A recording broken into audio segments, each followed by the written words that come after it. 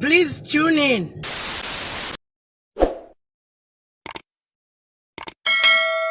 What's up, my country people? What's up, guys? I'm Patrick Xim and you're welcome to Confabulation Desk. And in today's video, guys, I'll be talking about the Slapdee King Illest beef. Okay, is there any beef between Slapdee and King Illest? Well, let me talk to you. So before we start this conversation, guys, make sure to click that subscribe button, turn on the bell that you might be notified every time I upload a video. And you can always comment down below in my comment section and give this video a thumbs up. So let's get straight into this video. Well, I'm not sure if there's beef between Slapdee and King Illest, like really, because if you check out their interviews, you check out King Illest's interview on Z Hype Mag TV and his interview, I think, with Jimwega, you find out that he, well, emphasizes and says, well, there is no beef between the two of us. Instead, there's just him utilizing his marketing skills, which he acquired from school. Okay, so it's just his marketing strategy. So let's start with, where did all this start from, guys? Where did this beef come about? Well, according to King Illest, who is the only person who has spoken out about this beef, he said, well, it all started with all right, cool, let's do this. It was in 20, not these awards, last year's awards. Over the awards, we were doing all this thing, making music. I mean, at the awards, literally. So I was sitting right next to HMAC. Yeah, so he was behind me. So he kept saying, yo, let's make music, let's make music, let's make music. I was like, cool, let's do it. Because it's about time people now get this story. Yeah. Let's do it, let's make this music. So, and by the way, I'm really, really tired of addressing this whole, I don't have beef with anybody, I don't have tension with anybody, but maybe it's about time people know. Yeah. You know what I mean? So yeah, he was on let's make music. I was like, cool, we're down with that. So my manager hit him up to say, yo, you were talking about making music, so let's do this. So after that, they had a meeting, and then there was like some sort of quotation brought to the table, and my manager was like, yo, you said you wanted to work, so what's this? So we said, all right, cool, work around it. But we knew we're not going to reach out through that, you know what I mean? We're going to make our music and stick to our lane. So after that, I think some months went down the line. He hit up my manager, like his manager hit up my manager, was like, yo, there's a dope song, let's do this, let's make music. So we're like, cool, send it over, you know what I mean? So we sent, I think it didn't take time, it was like about a day. He sent the record over. After sending the record over, please note this, after they had the first meeting, there was a quotation brought to the table. We said, cool, that's fine. So we decided not to affiliate. So after some time, they called in to say, yo, there's a record that we want you on. I said, cool, I'm down, I'm game. So they sent the record, was after a day, and I listened to the song, it was dope. I was like, cool, I'm going to jump on this. I dropped my vocals. You know what I mean? Vocals, that's like a day in between. I dropped my vocals and sent. I was like, cool, since we're still working and there's this coming on, you should jump on this as well, because, I mean, if we're going to work, it's the same thing with Mark 2. If we're going to work, I mean, let me send you something, because my fans have been wanting to work. Exactly. You know what I mean? So, yeah, we sent that. That was like a day in between. It was just the day I sent the vocals that went. Then we waited for a whole 2 months for my vocals, because my manager's like, yo, we need to shoot for that. When are you sending the vocals? We just literally spent 1 day and sent you vocals. Yeah. Why is it you're not sending the vocals? Yeah. Then it was, we send tomorrow. Let me talk to him now. Well, I was like, you know what? Cool. Let's make music. So he wasn't willing. He wasn't as involved as you wanted him to be. I never wanted anything in the first place. I was approached. So he's the one who approached you. Yeah. So this was in 2010, right? No, 2010, last year. Oh, last year. This was actually that happened. It was very early this year, bro. Like the vocals for that beat I jumped on was sent. When he approached you and he said, let's make music. It was his manager that called my manager. After we had that meeting, they had that meeting. So have you guys met ever since? In the club. Did you greet each other? Did you have any moments to talk? Because we don't know each other, we've never had a conversation with each other. I think on my side, it's just respect I have for the man. So I'm not trying to bump into him like that. You know what I mean? Yeah. It should be due respect. But you had like some eye contact. No, come on. You looked at each other and said, "Oh, yeah, this is the guy," and you're like, "Yeah, that's obviously Slap." Yeah, man. Yeah, man. H-Mac, have you spoken with him That's since? my man. H-Mac's my man. And what I've is- spoken to it about it. Now, for me, it's a low blow, bro. Like if I'm gonna send you vocals, if you're gonna send me a song that you want me on, I send you vocals after a day. Then I send you a song plus. Then you're gonna take 3 months because you think you're so busy than anybody else, bro. That's a low, bro.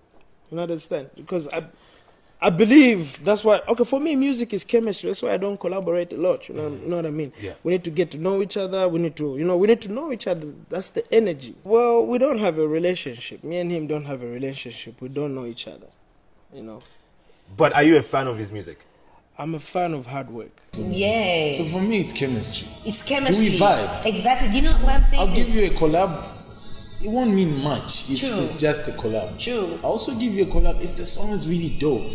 Like there's songs that are undeniably nice. You hear it, you're like, wow.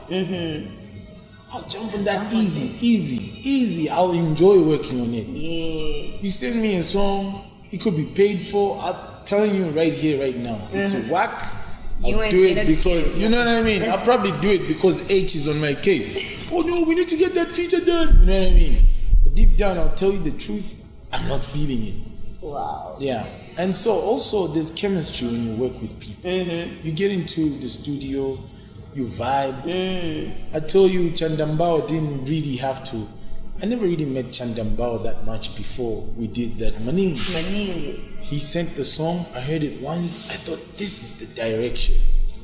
It's too much. Maning. Then you went English, Tonga, Belva. Because I was loving it. I was like, wow, this is my song. I would dance to this with or without me on it. You know what I mean? Yeah. So that's what I mean when I say we need to have a vibe. Like at least let's be close. Yeah. If it's gonna be like a weird collabo, bring it, but it shouldn't be too weird. Too again. weird. You know what I mean? I have no bad blood with anyone, and I feel like everybody else is free to have their own opinion, and my opinion towards something might be your justification towards something. I might be talking about somebody else that is not even in Zambia, but you might assume it's going towards somebody, maybe because I used a certain word like soldier or king or nurse or anything. But there's no bad blood or anything. I just make my music and want to take Zambia music to the next level. So I don't think there's bad blood or any relationship that has that has tension or anything. So yeah, there's no bad blood, no shade, but it is what it is. Guys, this beef, it wouldn't be beef. I think it was just management or administrative misunderstanding. They didn't really communicate well. They didn't really communicate well. There was communication breakdown. It's just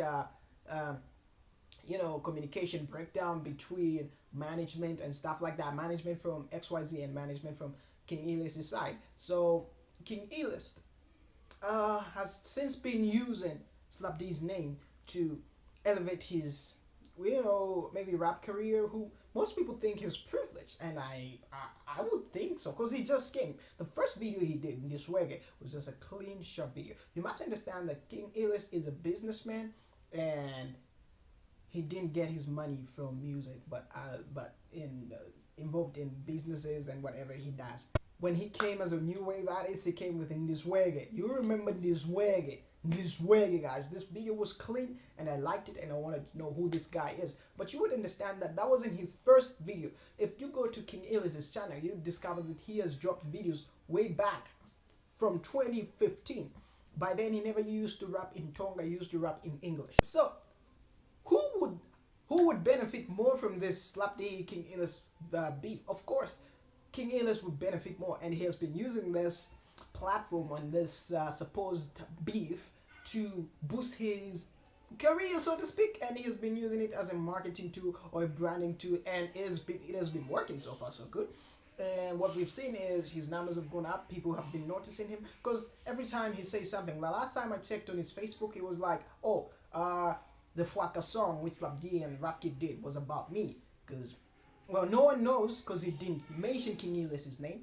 He just named Job Chilla and other people, but never mentioned King Illest. And Slapdee has mentioned it on the number of platforms that he does not do beef when he looks at beef and looks at who it's going to benefit more. So if it benefits him more, he can do it, but if it doesn't benefit him more, he cannot do it. So I think at some point, Slapdee might respond to King Illest, all his sentiments on Facebook and stuff like that, because he once responded to Kekero with the Indo song. So probably it was retaliation, but I'm not sure about that, but I think it might be so. No one knows, but King Illest said it was a song about me, and they did that song and they wanted to diss me, but no one knows. And I don't understand Tonga, but I don't think there's been any song where King Illest has dissed Slapdee, and he has put it on record that there is no beef between the two. Guys, there's no beef. Okay, this beef would be nice and would be clean. Did you see King Illest? It would be the cleanest beef in the history of Zambia, because it wouldn't be 2006 or 2008 or 2009 where people were dirty and were looking so messed up because they were not the biggest artists. But now look at King Illest, comes from well-to-do, and he's a graduate and stuff like that. And Slapdee has made his money off music, so we'll see. But King Illest would benefit more from this beef more than Slapdee. It would just be icing on the cake for Slapdee, but King Illest, it would be the whole cake for him, because Slapdee is the biggest hip-hop artist in Zambia, undoubtedly one of the biggest, of course, the king of Z hip-hop versus the king of the South. It would make sense, but it would benefit King Illest more. And well, King Illest has always been on record saying there is no beef between the two. They're just not friends, period. Okay, so guys, thank you for watching this video. Do make sure to click that subscribe button. Don't forget to comment, guys, what do you think about King Illest Slapdee's beef. I'll catch you next time when I upload a video. I'm out of here.